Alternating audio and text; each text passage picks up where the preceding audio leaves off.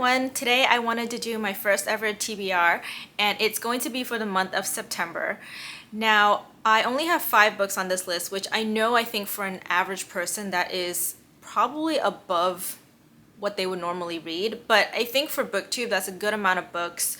I typically read a little bit more than that, but I'm kind of a mood reader, so I want to leave space for whatever I feel like picking up at a moment and not feel the pressure to read everything on my TBR or find that the list is unachievable. So I feel like with 5, I have a goal, but it's not like a reach goal. And also something about me is that I find that I like to mix my new releases with my backlist books. So this month is going to be no different. I feel like I have a lot of catching up to do in terms of the books I want to read that are already out, and yet there are new releases that I feel really excited for. So I do a mix of that. The only difference between my current TBR and what would have been my TBR over the summer is that, with the fall coming, I'm a little bit more open to things that are a little bit darker. I'm in the mood for something a little bit, not necessarily heavier, but just gloomier, if that's a good word for it. Just a disclaimer though, you're never going to see me read a straight up horror, thriller, suspense book, especially not in a contemporary kind of realistic setting, because I get really bad anxiety, like panic attacks and night terrors. It's very difficult on me psychologically and it's impossible for me to manage. I've been like this my entire life. I've kept an entire household awake. My brother has been through it because we used to sleep in the same room, so you're not going to see that in my channel.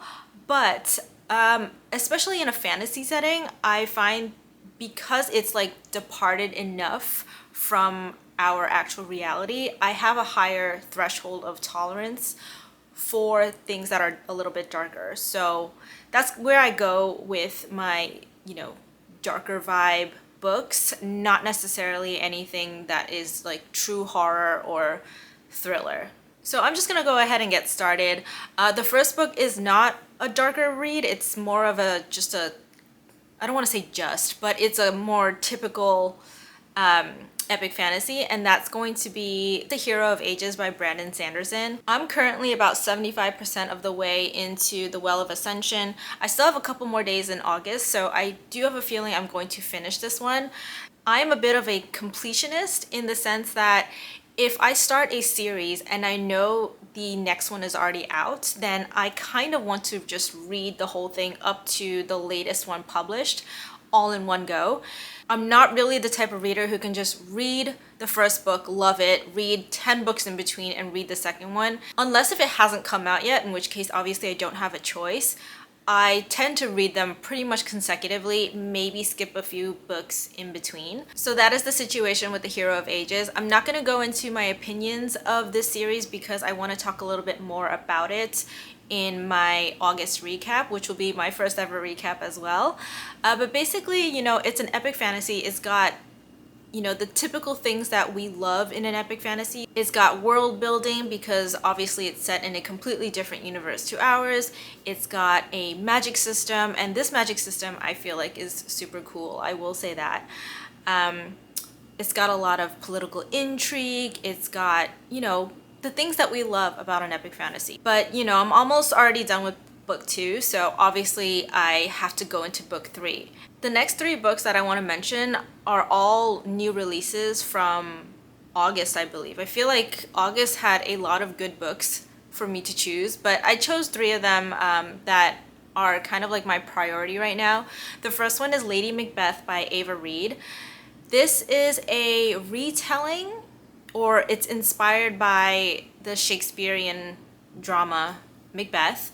I feel like most people are familiar with that story. I read that in high school and I purposely have not gone and Wikipedia'd the synopsis of that. All I remember about it really is that it's a tragedy. But I'm kind of doing it on purpose because I don't want to be comparing Lady Macbeth with Macbeth while I read it. I've only read 1 book from Reid so far, and that is A Study in Drowning, which I have a copy of. That book I like. I don't love it, but I do think that Reid, kind of specializes in writing these darker books, so I feel like I should be able to enjoy Lady Macbeth, and I'm very curious about it, especially with that cover. It's very, very captivating. So, and from following Ava Reid on Instagram, I just feel like she specializes in writing these darker, atmospheric books. So I feel like Lady Macbeth would really fit into the vibe that I'm kind of feeling right now. And with the original source material being a tragedy, I do expect it to be like dark and angsty and atmospheric. I am avoiding reading or listening to other people's opinions on this book so that I can kind of form my own opinion before I see if others either agree or disagree with me. But that is definitely a book that I am very much anticipating, and I've actually already borrowed it in my library. So it has a deadline because there's like 10 people waiting after me for both the ebook and the audiobook. So I definitely have to read that before my loans expire. The next book on my TBR I actually have a physical copy of, and that is Wisteria by Adalyn Grace. This is the third and last book in the Belladonna series. This one I pre-ordered because I already knew I liked the first and second book, and I wanted to make sure that I got the first edition of it because while this, I feel like this cover is fine, it doesn't captivate me, but the first edition has like a gorgeous naked hardback, and if you know from my booktube newbie tag, I'm a sucker for pretty naked hardbacks. So this is the third one. The first one is like a purple theme, and the second one has like a magenta pink theme, and this one has this kind of blue lavender theme going on, and I think it's super pretty. It's got these gorgeous end papers, and they're different on both sides. So you have this one here and this one in the back, and then the back cover looks like this, and all three books have the similar theme on the back. So it's just gonna make a beautiful set on my bookshelf. I'm just gonna keep holding it like this because I feel like this is so much prettier than the dust jacket. So Belladonna as a series, the vibes are gothic romantasy, it's YA, it's got, you know, a haunted house. I just feel like the vibes of this series is perfect for the fall, especially the first book. Now I know that some people didn't like that Foxglove, which is the second book, transitioned into kind of like a dual protagonist setup. But I actually like that other character. I'm not going to say who it is because I feel like it might spoil something in Belladonna if you haven't read it yet. But I like that second character, and I'm really intrigued by that character's storyline. So I'm excited to read this. If this has anything thematically similar plot-wise to the other two had enemies to lovers. So this one I feel like definitely will have that. I'm very confident on that one, but it might have a murder mystery to it because the other two also had murder mysteries. So I'm curious to see if it's going to have one here as well. The synopsis didn't mention any sort of murder mystery, but I don't know, the first two had it, so why not the third one?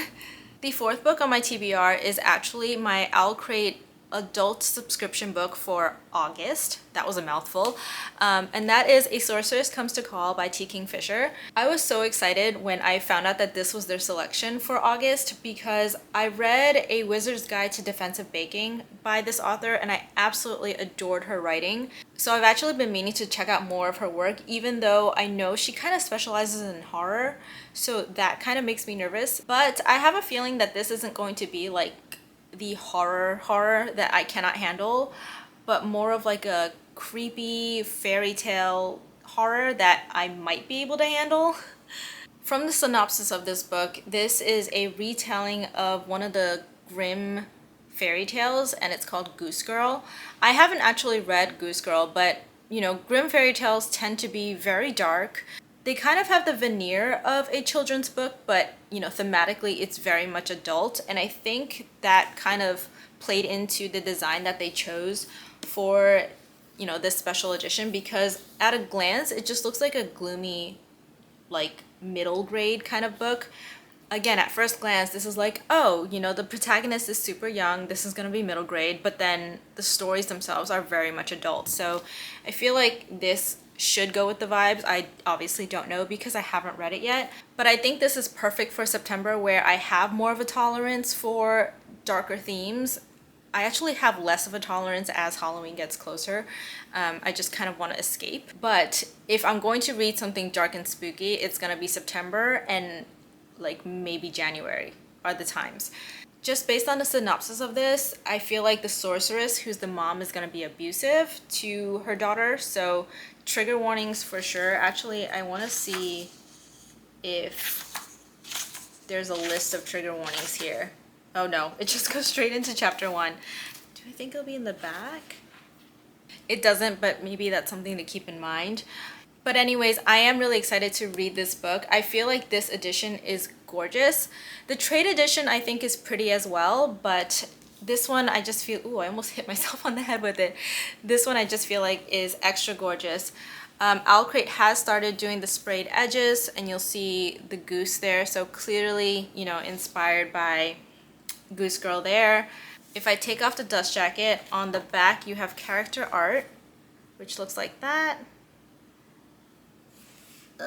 Can't really fit everything in there. You know, it's got that fairy tale vibe. And then the hardback, look how stunning this is. It's got like a lavenderish, I think, foiling to it. I mean, this is so stunning. And it's heavy. Like, this book is actually quite heavy. I'm actually really impressed by the quality. I will say the sprayed edge isn't perfectly aligned, but I mean, there's no blotches on it, so whatever. And it comes with like a ribbon in there. Again, you know, that almost children's book deceptive character art here. And you'll see on the back here that it does get a little bit darker. Oops. It gets a little bit darker. But again, like using art that children will look at and be like, oh, okay. But the themes of this is very much adult, so keep that in mind. It is taking source material from a grim fairy tale, so I feel like that makes complete sense. The last book that I have on my TBR is a backlist book, and that is Caraval by Stephanie Garber. I hear so many things about her other series, Once Upon a Broken Heart, and I actually have the physical copies for that. I have like a mini TBR cart of physical books that I'm trying to keep very, very mini. Anyways, I want to read Caraval before I read that series, and this is supposed to be a YA romantasy, I think, but the setting is supposed to be this magical, mysterious I almost said Caraval. Carnival. Oh my god, I can't say it. Carnival. So basically what I'm trying to say is that I feel like this gives me fall winter vibes, and it's a book that I've been meaning to read for a while. I've heard great things about Stephanie Garber's writing. I've heard that it's very whimsical, so maybe it'll also give me kind of fairy tale vibes. I don't know, like a darker fairy tale kind of vibe. But yeah, that is my TBR. It's very short, but if I read anything else as a mood reader, it's just gonna be whatever I'm feeling at the moment. That is all I have for today's video. If you've made it this far, then leave like a goose emoji, and also let me know if you've read any of the books that I have on my TBR and what your TBR is. And I will see you guys in my next video, which will be my August monthly wrap-up. Bye!